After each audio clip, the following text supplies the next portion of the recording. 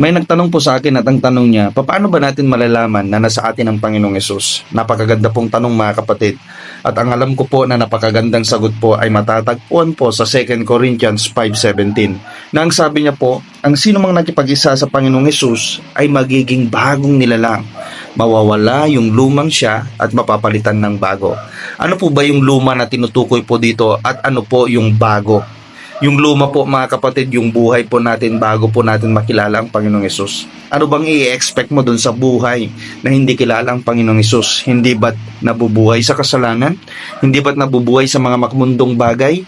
Referring po doon sa mga pag-inom, pagsugal, pagkikipagchismisan, mga iba't ibang klase ng kasalanan na nagagawa po natin, maliit man o malaking kasalanan. Yun po yung mga tumutukoy po doon sa lumang tayo na ginagawa po natin, isinasapamuhay po natin dati bago po natin makilala ang Panginoong Yesus. Ano po ba yung bago? Yung bago po, referring po doon sa katangian po ni Jesucristo. Kapag nakilala po kasi natin ang Panginoong Yesus sa ating buhay, imposible po kapatid na wala pong pagbabagong magaganap.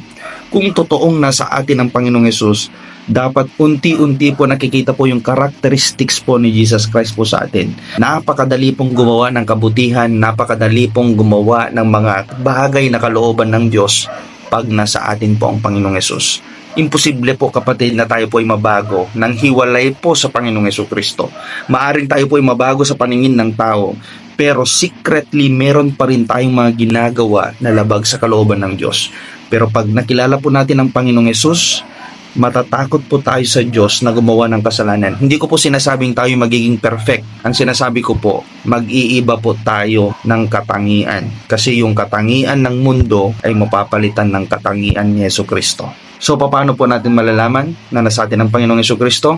Nakikita sa buhay natin ang katangian ni Jesucristo. God bless po. Purihin po ang Diyos na buhay.